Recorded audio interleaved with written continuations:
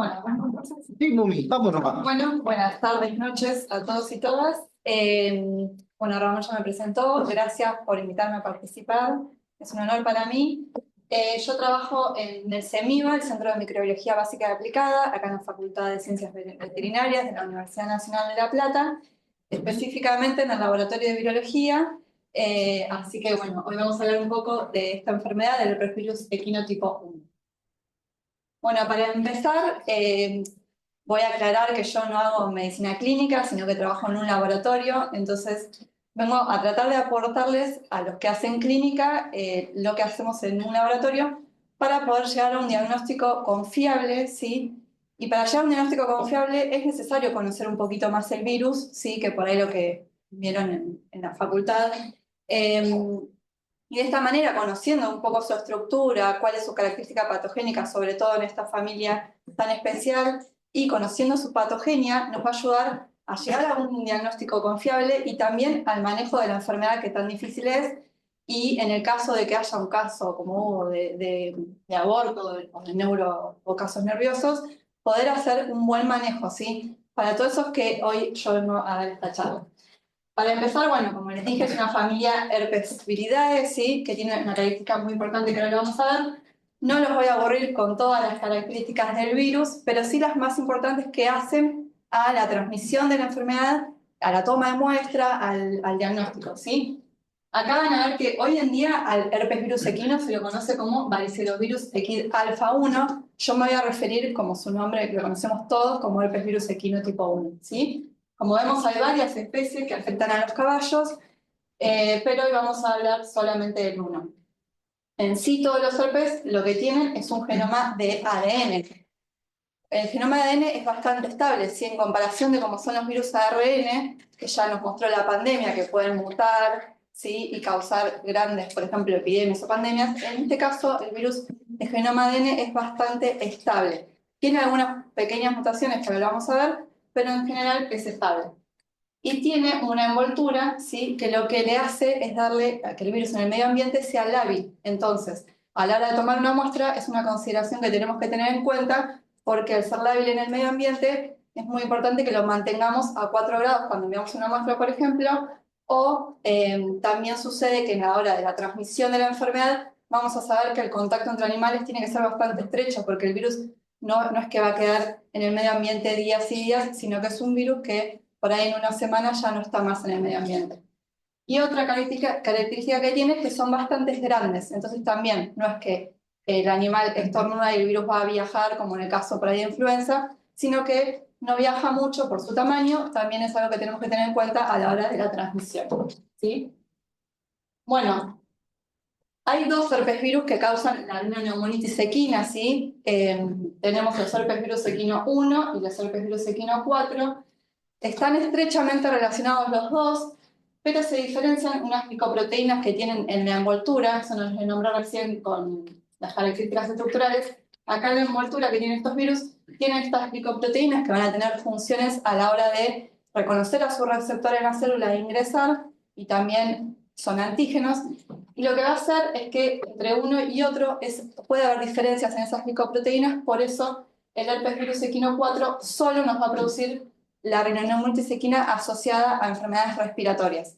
En cambio, el 1, que es el que vamos a ver hoy, además de la enfermedad respiratoria, nos puede dar aborto, nos puede dar enfermedad neonatal y la microencefalopatía. ¿Por qué? Porque el 4, perdón, no hace viremia. Ahora vamos a ver que no se va a diseminar, ¿sí? En el huésped, solo va a entrar a las vías respiratorias y se va a quedar ahí. Y además es de baja patogenicidad, ¿sí? Los dos virus son de distribución mundial, son endémicos, es como que evolucionaron con el caballo, ¿sí? Si bien hoy dijimos que tiene una característica que es la de latencia, que ahora vamos a ver, eso permitió al virus que evolucione con el caballo, que es una enfermedad que está hace bastantes años y en todo el mundo. Y vemos que hay cepas que son endémicas y de alta morbilidad, ¿sí? La alta morbilidad va a estar más asociada a los caballos jóvenes. Bueno, un poco para nombrar que esto se viene hablando en los últimos años de cepas neuropatogénicas y no neuropatogénicas, ¿sí? Hoy les dije que el ADN es bastante estable, pero sí ha sufrido la polimerasa viral, que es la enzima que va a replicar el genoma del virus. en los últimos años se vio que puede mutar, ¿sí? Ese gen, cambia solamente una base nitrogenada, no me voy a meter en esto muy profundo, cambia una base nitrogenada que hace que cambie un aminoácido y se vio que ese cambio está asociado a las enfermedades neurológicas que presentan los caballos, ¿sí? Es como aparecieron ahora, sabemos que hay 3 variantes, ¿sí? Por esos cambios que se dan en el mismo lugar, hacen que se encuentren las cepas neuropatogénicas. Ahora, vemos que también ambas cepas, las neuropatogénicas y no neuropatogénicas, están asociadas a los abortos, a los signos nerviosos, a la enfermedad neonatal. No es la cepa neuropatogénica determinante de los casos de mieloencefalopatía, ¿sí? Este trabajo se habla de un consenso, ¿sí? A partir de encuestas que se le hacen a especialistas, se determinó esto, que las cepas neuropatogénicas no están totalmente asociadas a los casos de mieloencefalopatía, sino que también tiene que ver la patogenicidad y la prevalencia de las cepas, ¿sí? Así que ambas cepas pueden estar asociadas a todas las enfermedades que produce el herpes virus tipo 1. Bueno, ahí les dije que esta familia tiene una característica patogénica muy importante y es que producen latencia. No sé si se acuerdan lo que es la latencia, pero los voy a refrescar un poquito. Cuando hay una infección activa, ¿sí? Donde el virus ingresa a la célula, hace un ciclo de replicación, ¿sí? Entrada a la célula, el virus se desarma, replica más genoma, replica más proteínas y sí es donde vemos la signología. ¿Qué pasa cuando hay latencia? El virus ingresa a su célula huésped y se dice que se queda silente, ¿sí? No está replicando. De esta manera, el virus cuando replica, además de hacer todo esto que les nombré recién, deposita en la membrana plasmática de su célula huésped las glicoproteínas, ¿sí? De esta manera, el sistema inmune reconoce que esa célula está infectada, ¿sí? Cuando está en latencia y el virus está silente, si no está replicando, el sistema inmune no lo va a reconocer, ¿sí? ¿Dónde produce esta latencia en el equino? En las neuronas del ganglio trigémino y en los linfocitos, ¿sí?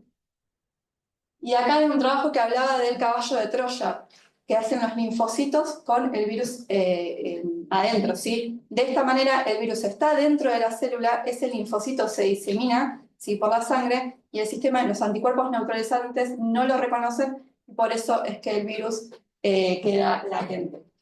¿Qué pasa? Ante ciertas situaciones, ¿sí? Que pueden ser, por ejemplo, inmunosupresores, estrés, administración de corticoides, ese estado de latencia se reactiva y el virus vuelve a replicar, y es donde volvemos a ver la simbología, ¿sí? Esto es lo que tenemos que tener muy en cuenta, que un animal infectado por herpes va a tener herpes toda la vida, ¿sí? Y ante situaciones de inmunodepresión o de estrés, se va a reactivar y va a volver a producir la simbología. Por eso digo que es muy importante conocer todo esto de patogenia para el manejo de la enfermedad. Bueno, para la transmisión, hoy ya un poco les dije que para la transmisión tiene que haber un contacto bastante estrecho entre los animales, ¿sí? Generalmente va a ser aquellos animales que se van y se olfatean, o que si hay un aborto van y olfatean la placenta si está, ¿sí? Generalmente se da por ahí la transmisión del virus. Puede ser también por inhalación de aerosoles, y este contacto con las secreciones, la placenta y los tejidos fetales van a estar con una alta carga viral, las secreciones nasales también tienen una alta carga viral, y también puede haber una transmisión indirecta por medio de agua y alimento, y sobre todo también la ropa, ¿sí? El personal que trabaja con los caballos o los veterinarios que van de un animal enfermo a uno sano, llevando, ¿sí? El virus. También hay transmisión transplacentaria, por lo que se produce el aborto. Y una de las características que les dije hoy, que como ¿se acuerdan que dijimos que eran envueltos? No permanecen mucho tiempo en el medio ambiente, ¿sí? Por ahí en 2 días ya lo podemos, no va a estar más, pero en el agua pueden estar hasta 14 días, ¿sí? Así que es un virus que si uno desinfecta con desinfectantes comunes, lo vamos a poder eliminar. Bueno, en cuanto a la transmisión, acá vemos un ciclo, sí, que refleja, tenemos un caballo que está infectado, dijimos hoy, se infecta, puede producir los signos y va a quedar el virus latente y lo va a tener toda la vida.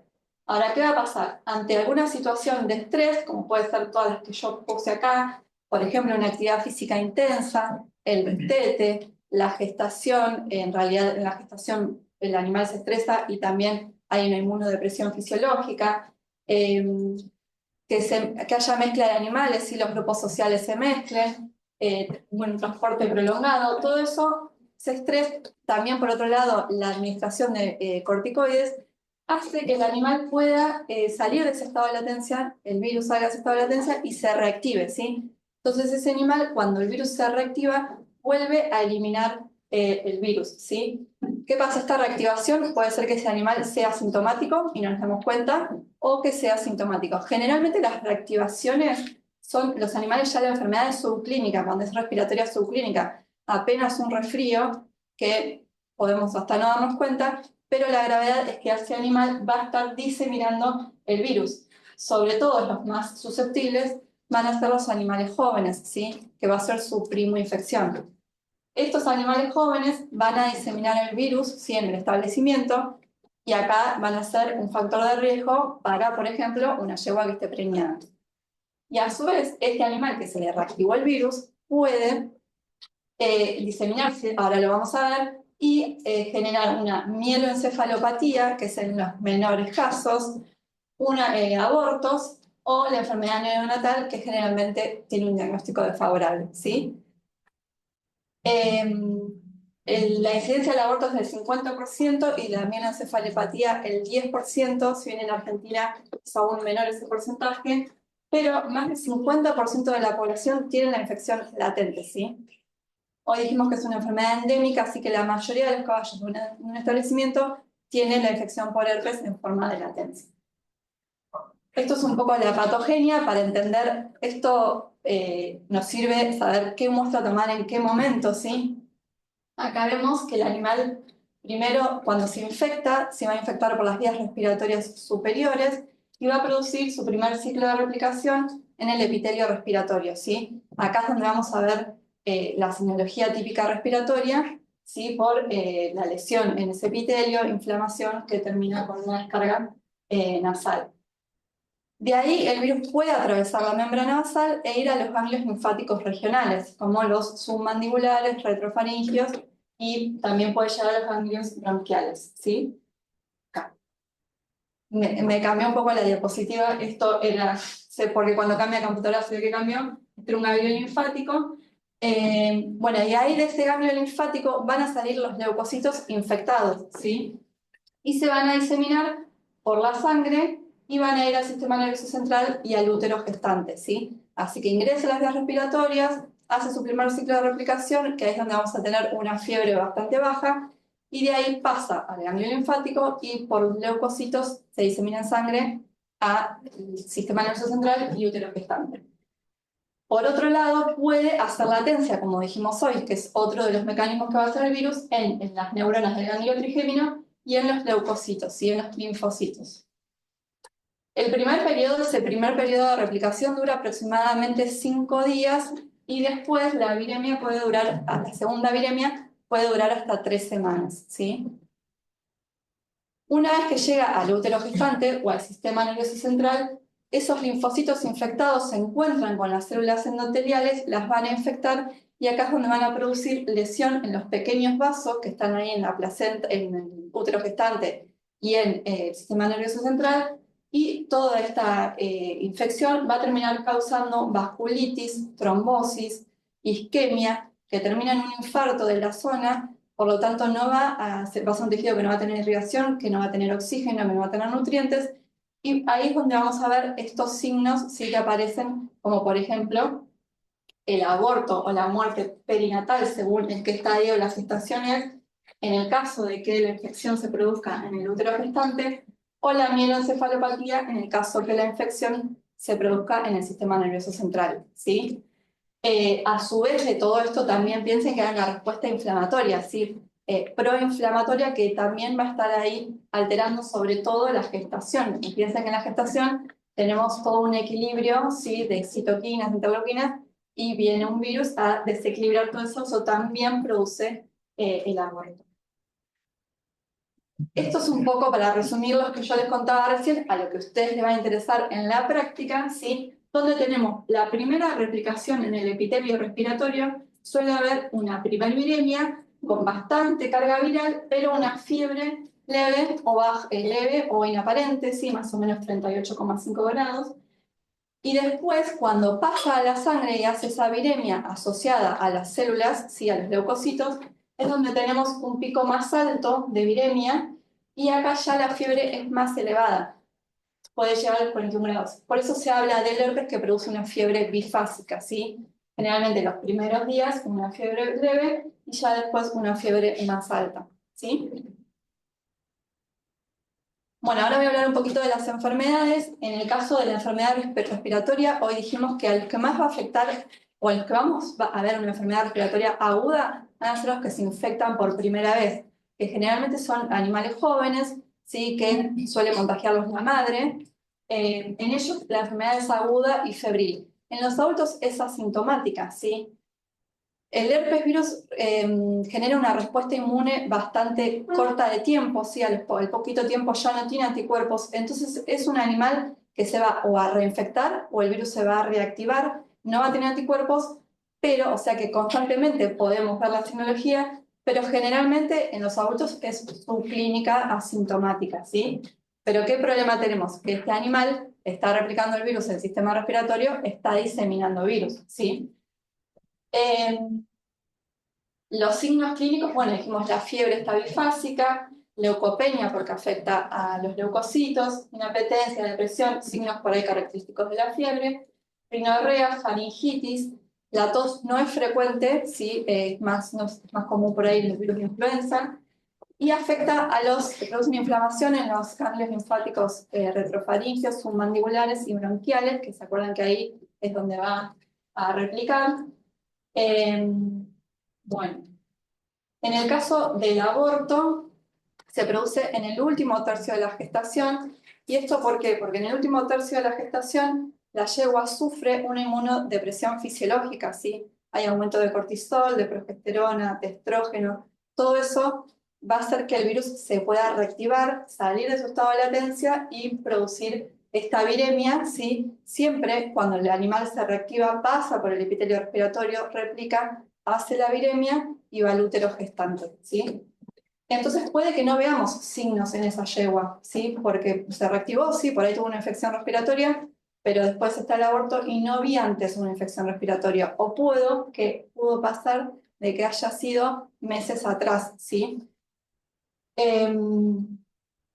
También puede suceder que el potrillo muera y nazca, si esto va a depender del periodo de gestación en el que se encuentre la yegua. Lo importante y bueno es que no se repite en gestaciones sucesivas y que no afecta el sistema reproductivo, ¿sí? Bueno, y acá, perdón, puede estar asociado a una tormenta de abortos o pueden ser casos individuales. Generalmente un caso individual es por una reactivación, ¿sí? Generalmente los brotes es porque ya hay diseminación en el establecimiento, ¿sí? Este esquema nos muestra cómo el leucocito infectado, yo les dije que va a ir a afectar a las células endoteliales, ¿sí? De la interfase materno-fetal, pero bueno, también va a afectar a las células epiteliales. Lo que va a suceder es que podemos llegar a tener fetos en un diagnóstico negativos y no podemos asegurar que la infección o el aborto no haya sido por herpes virus. ¿Por qué? Porque si la infección es extendida y de manera rápida por una cepa virulenta, el virus no llega a atravesar, ¿sí? La barrera uteroplacentaria, pero todo ese daño que se produce, esa vasculitis, esa necrosis, y además también hay una asfixia, hace que se desprendan, ¿sí? Las membranas fetales y se produzca el aborto, ¿sí? Pero es de manera tan rápida y abrupta, ¿sí? Que el leucocito infectado no llega a atravesar la barrera uteroplacentaria. En estos casos tenemos un feto negativo, pero no podemos descartar que sea un aborto por herpes virus. ¿Sí? Eso es para tener en cuenta a la hora de mandar a hacer diagnóstico a partir del feto. Por eso por ahí es importante también ver qué pasa con la madre. En otros casos puede pasar que se vayan produciendo pequeñas lesiones no tan extendidas y le da tiempo a ese leucocito infectado a atravesar la barrera uteroplacentaria, infectar al feto, y ahí sí se produce un aborto con un feto que es virológicamente positivo, ¿sí? Las lesiones en ese feto abortado, bueno, hay unas imágenes anteriores también, que se ven son ictericia, petequias, hay una esplenomegalia, hay focos necróticos en el hígado y también edema pulmonar y subcutáneo. Como dijimos, también puede suceder la enfermedad neonatal cuando la infección se produce en una preñez a término, ¿sí? En este caso, el potrillo va a nacer, puede nacer aparentemente normal y morir, o puede nacer ya con signología, pero generalmente el pronóstico es malo y en una semana ese potrillo va a morir con una neumonía, ¿sí? Bueno, y la otra enfermedad que está asociada al herpes 1 es la mieloencefalopatía. Como dijimos hoy, sucede lo mismo que sucedía cuando vimos la barrera uteroplacentaria. Acá produce lo mismo, la barrera hematoencefálica. No hablamos de una encefalitis, como podemos hablar, ¿sí? La encefalitis del este, donde se produce la replicación en el sistema nervioso central. Acá no replica el virus en el sistema nervioso, sino que afecta a la barrera, ¿sí? Produce estas lesiones de vasculitis, de trombosis, falta de oxigenación, y por eso vemos esta enfermedad que es la mieloencefalopatía.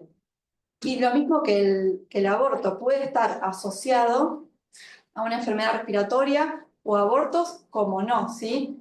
Acuérdense que las cepas no neuropatogénicas también pueden producir la mieloencefalopatía. Puede aparecer también de manera individual en el caso de una reactivación viral. Es la que de menor frecuencia vemos, y la lesión finalmente aparece en la región lumbosacra. La signología que vamos a ver va a depender de en dónde está esa lesión, ¿sí? Y qué tan extensa es. Pero, bueno, acá hay factores de riesgo que están asociados a la mieloencefalopatía, como la edad avanzada, como la inmunosupresión. En las yeguas se ve con más frecuencia que en los machos. Y bueno, esto en la aglomeración de eventos obviamente es un factor de riesgo, como también para el aborto. Acá puse algunos datos que saqué de un trabajo de unos colegas del INTA, de Aldana Bisani y María Barrandegui, donde hablan de la morbilidad muy variable, ¿sí? Entre el 1 y 90%, y la mortalidad entre 0,5 y 40%.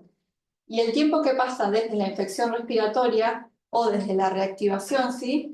Hasta la aparición de los signos nerviosos es de entre 6 a 10 días, a diferencia del aborto, que podían pasar meses hasta la aparición del aborto, ¿sí? Los signos clínicos, como mencioné recién, van a depender de dónde se produce la lesión y qué tan extensa es. Lo importante es que lo más característico que se va a ver es que vamos a tener esta fiebre alta, ¿sí?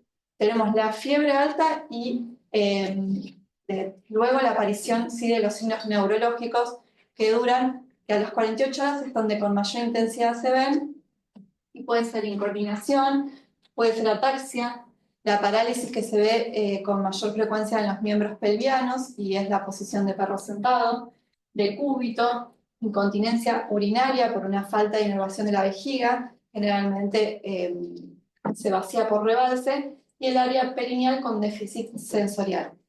Acá el pronóstico va a depender de qué tanto afecta, ¿sí? La región. Generalmente en animales donde ya están en decúbito el pronóstico es desfavorable, pero si no, puede llegar a tener una recuperación, pero se habla de que es muy lenta esa recuperación. Puede tardar meses el animal en recuperarse. Otras manifestaciones que va a producir, que no son tan comunes, por ejemplo la uveitis y coriorretinitis, por esto mismo que produce tanto en el útero o en el sistema nervioso central, esta inflamación, esta vasculitis, la puede producir en el ojo.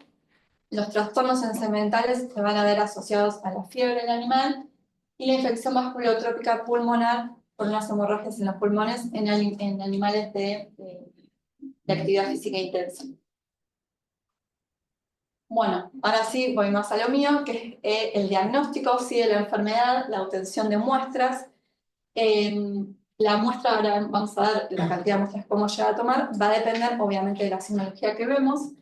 En este caso, las muestras que vamos a tomar, si vamos a mandar para seroneutralización o virus neutralización, es lo mismo. tenemos que tener en cuenta, y aislamiento viral, tenemos que tener en cuenta que esas muestras tienen que ser estériles y, como les dije hoy, que tienen que estar refrigeradas, ¿sí? Porque el virus es envuelto y cuando yo voy a trabajar en una seroneutralización o en un aislamiento viral, trabajamos con células, ¿sí? Porque los virus, a diferencia de otros microorganismos, son parásitos intracelulares obligados. No vamos a trabajar, cuando trabajamos con virus, con un medio inerte, sino que necesitamos darle al virus una célula, ¿sí? Entonces, como trabajamos con células, necesitamos que el virus esté infectivo. Para que esté infectivo tiene que tener todas sus partes, una es la envoltura, por eso es que acá es muy importante la esterilidad y la refrigeración, ¿sí? Los 4 grados. Si vamos a tardar en enviar esa muestra mucho tiempo, se aconseja congelar, que no está bueno tampoco congelar y descongelar, pero si vemos que en 2 días esa muestra no puede ser procesada, se debe congelar, porque el virus se tiene que mantener en su forma infectiva, ¿sí? Distinto, vamos a ver después, es cuando mandamos a hacer una PCR. En ese caso, no necesitamos que esté infectivo, pero sí necesitamos que tenga, que no pierda su viabilidad, y con una muestra, por ejemplo, contaminada con bacterias, se puede llegar a perder. Bueno, los hisopados nasales o nasofaringios, esto lo importante es que nunca sean hisopos de madera porque inactiva el virus. Generalmente nosotros, cuando nos dicen, bueno, vamos a mandar una muestra, tenemos unos hisopos preparados caseros con alambre, gasa, que los esterilizamos, y ese hisopo luego se pone en un medio de cultivo. Nosotros trabajamos con medio de cultivo para células que se llama MEM, pero obviamente que no todo el mundo tiene eso, entonces una solución fisiológica. Nunca seco ese hisopo porque también ahí el virus va a perder infectividad. Después, en los casos de aborto se puede mandar la placenta si la encontramos, si la encuentran, o el feto. Bueno, ya como dijimos que es un aborto de una gestación a término, es medio difícil mandar el feto entero, entonces se puede mandar diferentes órganos como el vaso, el hígado, el pulmón, el timo y las glándulas adrenales, ¿sí? En los casos nerviosos, si se puede mandar el cerebro, la médula espinal o el líquido cefalorraquídeo. También si el animal está con fiebre, que si está con fiebre, hoy vimos que está haciendo viremia, entonces es un momento donde podemos encontrar el virus en sangre, podemos enviar sangre entera, ¿sí? De 10 a 20 mililitros, y también se puede enviar suero, ¿sí? Acuérdense que el suero tiene que ser también estéril, ¿sí? Sí, lo ideal es enviar unos tubos Vacutainer, y si no tenemos tubo Vacutainer, en la misma jeringa, no sacarlo, porque donde yo trasvasé esa sangre ya no me sirve para hacer la técnica de seroneutralización. Bueno, acá lo que el cuadrito, sí, para mostrarles, al inicio de la enfermedad, sí tenemos un pico de carga viral, que es lo que hablábamos hoy cuando replican el epitelio respiratorio y todo eso. Bueno, tenemos el pico de carga viral. Entonces, en este momento de la enfermedad, los primeros días, es donde vamos a tratar de detectar el virus, ¿sí? Con técnicas de diagnóstico directas. Como por ejemplo puede ser aislamiento viral, que si bien era la técnica que más se empleaba hace unos años, hoy con la tecnología molecular que hay está más en desuso, pero sigue siendo una técnica muy importante porque nos permite poder saber qué cepa está circulando, ¿sí? Y también a nosotros, los que hacemos investigación, es una técnica de oro. Las técnicas que más se utilizan hoy en día son la PCR y la qPCR. Y después, estas técnicas todas son las que nombra la Organización Mundial de la Sanidad Animal en el manual, ¿sí? Son las técnicas que recomienda: la inmunofluorescencia directa, la inmunoperoxidasa y la histopatología. Pero en realidad lo más común y práctico hoy en día es la PCR. A partir de todo lo que nombramos hoy, de todos los tejidos, ¿sí? Y también a partir de sangre entera, podemos hacer cualquiera de estas técnicas en el periodo agudo de la enfermedad donde creemos que vamos a detectar el virus. Si está con fiebre, de sangre. Si tengo secreción serosa, un hisopado, un nasofaringio, ¿sí? Siempre buscando detectar el virus. Y en el caso de cuando ya pasaron esos días, a veces vienen y dicen, abortó. Bueno, ya si la llego abortó, en ella no voy a encontrar el virus, voy a encontrar la respuesta a ese virus, que van a ser los anticuerpos. En este caso, entonces, vamos a hacer técnicas serológicas También el manual de la OMSA nombra la virus neutralización, la fijación de complemento y el ELISA a partir de suero, ¿sí? ¿Qué pasa con las pruebas serológicas? Hablamos de una enfermedad endémica en la que hay alta prevalencia, ¿sí?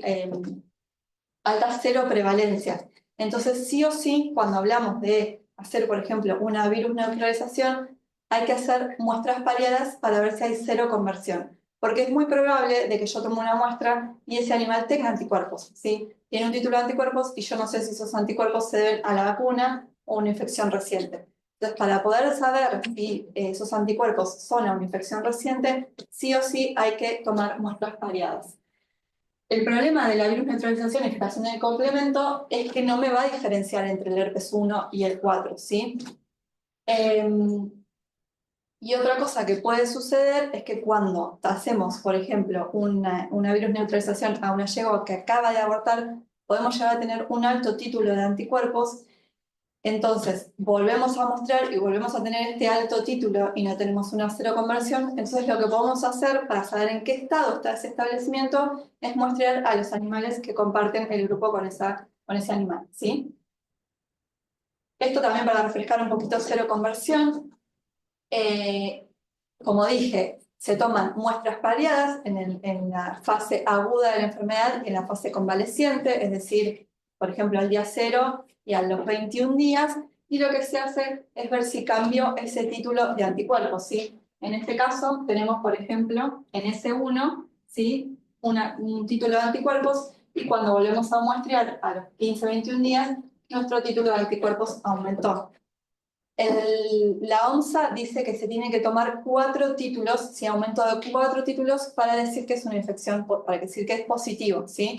Para que haya esa cero conversión y poder decir que esos anticuerpos se deben a una infección y no a, por ejemplo, una vacunación. Sobre todo, por ejemplo, en una yegua que se suelen vacunar, para poder diferenciar los anticuerpos, sí o sí, si van a mandar una muestra, sepan que se manda pareada y que se pagan las dos, ¿no?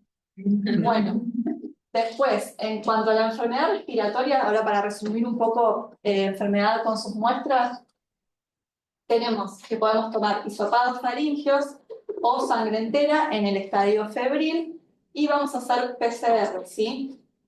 Hoy les dije, está el aislamiento, está la inmunofluorescencia, pero bueno, hoy en día lo que más se usa es qPCR o PCR. La ventaja es que es más sensible, la desventaja es que es más cara, ¿sí? Y si no, también se puede tomar el suero, como dijimos recién, y hacer una virus neutralización. En el caso de la mieloencefalopatía, se pueden tomar hisopados nasofaringios también. De hecho, se recomiendan los hisopados nasofaringios, la sangre entera, pero acá lo mismo, por ahí el virus ya no está en sangre, ya pasó en sangre, llegó a la barrera hematoencefálica y ya ahí se produjo la lesión cuando nosotros lo vemos, ¿sí? Acuérdense hoy que vimos el pico de viremia, y seguido a eso viene la sinología neurológica. Y si el animal se murió, se puede tomar cerebro, médula espinal y pulmón. Todo esto para hacer una PCR. En el caso también se puede tomar para hacer virus neutralización, suero, y también a partir del líquido cefalorraquídeo ver si se detectan anticuerpos. ¿Se puede hacer también a partir del líquido cefalorraquídeo PCR? Sí, pero lo mismo que vimos hoy con el feto. Si yo no detecto ahí el virus, no puedo decir que es negativo tampoco, porque por ahí no pasó el virus, produjo su lesión ahí y no atravesó y no está en el líquido cefalorraquídeo. Y en el caso de aborto, se puede tomar la placenta, como dijimos, si está, y los órganos que eran el timo, vaso, hígado, glándulas adrenales, ¿sí? Y hacer una PCR a partir de eso. Y en el caso de la madre, tomar suero. Por ahí lo mejor o lo ideal es tomar más de una muestra. ¿Sí? Si esa yegua abortó, podemos tomar los órganos fetales, pero puede pasar esto que nos dé negativo. Entonces, es una buena muestra el suero de la madre haciendo las muestras pareadas para ver si hay cero conversión. Y acá lo mismo, como ven, como les dije hoy, nosotros tenemos el pico, ¿sí?, de viremia donde hubo fiebre, ese pico ya baja la carga viral, empezamos a dar la semiología y por ahí ya no detectamos al virus en ese animal. Entonces, lo ideal siempre es muestrear a los animales que están en ese mismo grupo, ¿sí? puede ser un hisopado o puede ser, porque hoy dijimos que ese que se infecta va a diseminar, entonces podemos tomarle un hisopado a los animales que están en el mismo grupo, que por ahí es asintomático, subclínico, pero podemos llegar a detectar el virus. Y si no, unas pruebas serológicas. Acá que el mismo que les nombré hoy, que hace un consenso, que es bastante actual, se hizo en el 2024, determinó que las mejores muestras para la enfermedad respiratoria y para la mieloencefalopatía es el hisopado nasofaríngeo, de donde más muestras detectaron al virus, ¿sí? Y en el caso del aborto, la sangre entera, para hacer PCR. Pero bueno, es lo que les digo, en mi experiencia con aborto, lo mejor que ha servido para identificar es la virus neutralización. Y esto también es del manual de la OMSA, donde nos enumera distintos propósitos, ¿sí? Según lo que querramos hacer, cuál es la mejor prueba, ¿sí? Acá nos habla, por ejemplo, de mostrar la ausencia de la infección en la población y las mejores técnicas, por ejemplo, es la virus neutralización. No les voy a nombrar todas, pero para confirmar casos clínicos, lo mejor que vemos acá es la PCR, ¿sí? Los tres ítems te muestra cuál es la técnica ideal. Pero bueno, por si lo quieren consultar. Bueno, y en cuanto al manejo que les decía hoy, es lo más importante ya desde el lado de ustedes, por eso es importante conocer que lo que más tenemos que evitar es que ese caballo no se estrese, ¿sí? Vamos a pasar otra terminado donde dice el riesgo no es cero nunca, porque por más que yo tenga ese animal totalmente aislado, puedo tener una yegua preñada y la tengo encerrada, no tengo riesgo cero porque se puede reactivar el virus y me puede producir el aborto. Entonces acá el manejo es muy importante en la prevención de la enfermedad. Entonces, como les dije, disminuir todos los factores de estrés que nombré hoy. Es importante que los animales estén separados en grupos pequeños porque donde uno reactiva va a contagiar a un poco grupo de animales, ¿sí? Después, cuando ustedes tengan que trabajar, siempre ir de los sanos a los enfermos porque en nuestra ropa o en nuestros guantes podemos estar llevando el virus. Cada vez que ingrese un animal, que se haga la cuarentena de 21 días. Y lo más importante y que nos sale plata es medir la temperatura, ¿sí? Para ver siempre que ese animal no levante temperatura. Y después cuando hablamos de vacunación, no nos sirve tampoco vacunar a un solo animal, sino tratar de vacunar a la mayor cantidad de animales posibles para poder generar una inmunidad poblacional, ¿sí? Y ante la sospecha de un caso clínico, como vimos hoy, de fiebre, de signos respiratorios, de aborto o de signos nerviosos, ese animal rápidamente tiene que ser aislado, ¿sí? Hasta tener un diagnóstico confirmatorio. Porque es lo que les dije hoy, acuérdense que cuando reactiva o cuando disemina, está liberando virus, ¿sí? Por las vías respiratorias o si abortó en sus tejidos fetales, y eso es una gran fuente de contagio. Y ante la confirmación de caso, ya sea de aborto o de mieloencefalopatía, se tiene que notificar, se restringe el movimiento de animales, si sucede en un establecimiento, ese establecimiento no puede recibir ni puede salir ningún animal. Hoy dijimos que es fácil de desinfectar el virus, así que todo lo que es el material orgánico con un detergente se puede limpiar y después desinfectar con hipoclorito de sodio al 5%. Si llega a aparecer otro caso en otro establecimiento, ahí SENASA recomienda restringir las actividades al menos 14 días. Y después, también a partir del último caso con signos, tienen que pasar 28 días, ¿sí?, de cuarentena. Acá hay un trabajo donde habla de toda la implementación de bioseguridad, ¿sí?, sobre todo esto que les estuve comentando, para el manejo de la prevención, como también de la aparición de un caso. En cuanto a los abortos, esto es lo que les decía hoy, el riesgo cero no existe, es imposible evitar un aborto cuando estamos hablando de una enfermedad que puede reactivarse el virus de su estado de latencia. Entonces también lo que conviene es que las yeguas estén agrupadas en pequeños grupos y siempre con su mismo grupo social, ¿sí? Ustedes que están más en contacto con los caballos sabrán que son bastante amigables, entonces si vos le traes uno nuevo, eso lo puedes estresar. Vacunar, ahora vamos a ver cómo sería la vacunación. que no estén en contacto con los animales jóvenes que van a ser los más susceptibles, ni con los jóvenes ni con los que salen y vuelven, que lo pueden traer también el virus, pero acuérdense que los jóvenes son los más susceptibles a infectarse. El último tiempo de gestación, donde más, acuérdense que además hay una inmunosupresión fisiológica, es recomendable no moverlas del lugar. Y bueno, todo esto para evitar condiciones estresantes, para evitar que haya una reactivación del virus. En caso de que haya un aborto, como dije hoy, lo primero que hay que hacer es mandar una muestra al laboratorio para obtener el diagnóstico, y esa yegua obviamente tiene que quedar totalmente aislada del resto de los animales. Acá, bueno, el mismo manejo, evitar movimiento de animales y en ese establecimiento, implementar otras medidas de manejo y de higiene. Bueno, en cuanto a las vacunas, hoy dije que la inmunidad tanto natural como la inmunidad por vacunas es muy corta, ¿sí? Entonces, nosotros vemos que produce anticuerpos, pero a los poco tiempo ya ese animal no tiene más anticuerpos. Entonces, tenemos vacunas en el mercado, tenemos vacunas a virus inactivado y vacunas a virus atenuados, ¿sí? En Argentina solamente está permitido el uso de vacunas inactivadas, porque las de virus atenuado puede haber, ¿cómo se dice? Reversión. Y en el caso de las inactivadas, no generan claramente una respuesta celular. Por lo tanto, este tipo de vacunas, si bien me va a reducir la carga viral, va a reducir la diseminación y eliminación, ¿sí?, de ese virus al medio ambiente, no me va a proteger al 100% de la viremia, por lo tanto, del aborto, ¿sí? En el caso de las enfermedades respiratorias, va a disminuir su gravedad y está visto que no protege contra la mieloencefalopatía, ¿sí? Después hay otras vacunas que están son experimentales, todavía no se usan. Y esta es una vacuna nueva que todavía no está en Argentina, que es intranasal inactivada. Bueno, estas son algunas de las vacunas.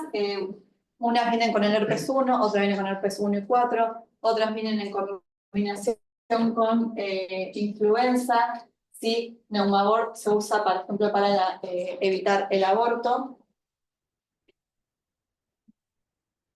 ¿Y cómo es la vacunación? Dije hoy, la única que está permitida es la inactivada, que no es obligatoria, pero lo que se recomienda es vacunar a los potrillos al destete, porque dijimos hoy, un potrillo en destete va a ser un animal susceptible a infección y además, como va a estar en estrés, ¿sí? Se puede vacunar ahí, al ser una vacuna inactivada hay que revacunar, ¿sí? Y después lo que se aconseja es revacunar cada 6 meses o un año. A las yeguas preñadas hay que vacunarlas al 5º, 7º y 9º mes de gestación para evitar el aborto, y que no lo va a evitar al 100%. Y fíjense que se vacuna cada tan poquitos meses, por esto que decíamos que la inmunidad es efectiva por corto periodo. Y cada animal nuevo que entre a un establecimiento se lo puede vacunar porque es un animal que va a estar estresado, y si tiene herpes, se va a reactivar el herpes, ¿sí? Y va a contagiarla. Obviamente la vacuna sola no va a ser magia, así que es muy importante acompañarla de las buenas prácticas de manejo, y también es importante no vacunar a animales que estén infectados o que hayan estado expuestos con un animal infectado, y sí vacunar a un animal que, por ejemplo, hay un brote y ese animal puede, no sé, salir a un evento, ese animal, si no estuvo en contacto con un expuesto, se puede vacunar.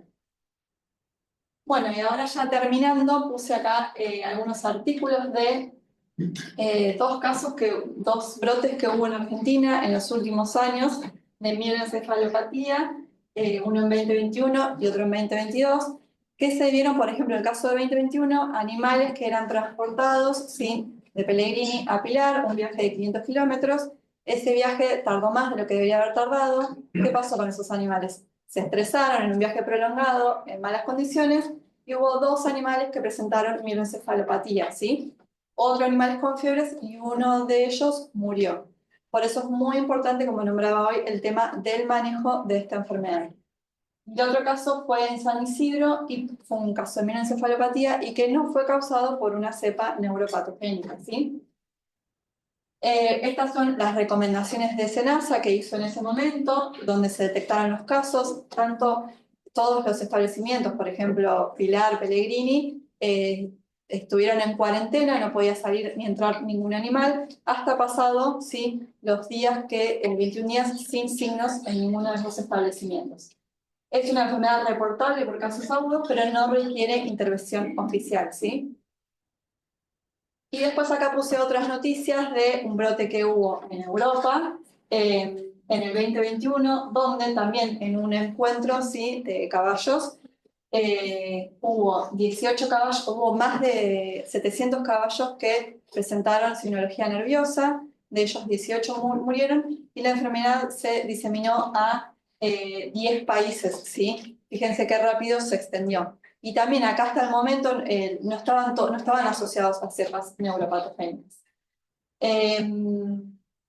Y otro brote que hubo este año en Chile también de casos de mieloencefalopatía. Después acá les dejé el código sanitario de la OMSA, ¿sí?, para, por ejemplo, animales recomendaciones para la importación de animales que tienen que exigir un certificado donde conste que ese animal no presenta signos al momento de viajar y que en el establecimiento donde estaba durante 21 días no hubo ningún animal con sospecha de herpes. Y por otro lado, este es un código de prácticas que en realidad es europeo, ¿sí? No es que se establezca en Argentina, pero bueno, está bueno porque tiene el manejo de cómo se manejan, ¿sí? Como, habla de todo, de la enfermedad y que puede ser aplicado obviamente a otros países. Bueno, eso es todo. Gracias.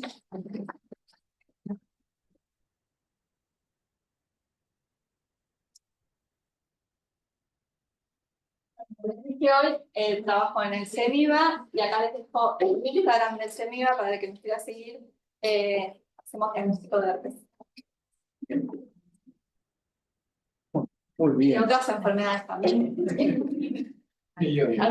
Todas que vengan de aquí. Así que buenísimo. Muy linda la presentación. Espero que se haya entendido y haber cumplido un poquito la expectativa. Siempre. A ver, Fer, ahí tienen. En el caso de un aborto Sí. y una sospecha de este virus en un potrillo, las muestras para remitir al laboratorio, ¿cuáles serían indicadas? En el caso de un aborto, Sí. puede ser, si está el feto, los órganos fetales, ¿sí?, como el vaso, el hígado, el timo, las glándulas adrenales, se hace un pool de esos órganos y el pulmón. Y en el caso de la madre, si está la placenta también, puede ser la placenta. Y en el caso, se le puede tomar a la madre suero estéril. En el caso de la madre, fundamental que el suero sea estéril. En la misma jeringa o en un tubo vacutainer y refrigerado. Y a la madre, se le puede hacer estudio a la madre y al potrillo. Sí, perfecto. Bien. Sí. Con respecto a los abortos, Sí. ¿por qué no volvería a aplicar abortos posterior la hembra? Yo también me lo pregunté y no, o sea, no se encuentra en la bibliografía por qué no vuelve a suceder. Porque, o sea, es lo único bueno que tiene es que no afecta al sistema reproductivo. Claro. Para la toma de muestras de sangre, también el periodo de que se debe tomar, el periodo de óptimo que se debe tomar la muestra, ¿es tipo el mismo momento agudo, dentro de 0 a 8 días o es más corto? Mientras el animal tenga fiebre, si yo quiero detectar al virus, puedo tomar sangre.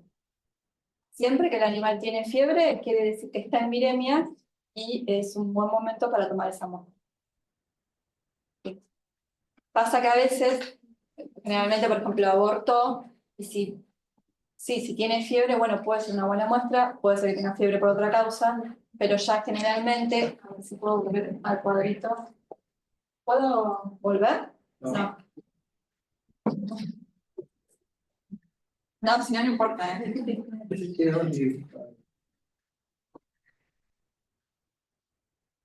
Ahí. No, si no, no importa.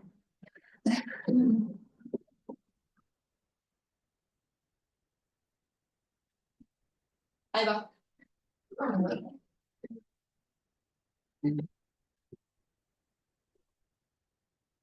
Bueno, no pasa. Ahí. No. No. Bueno.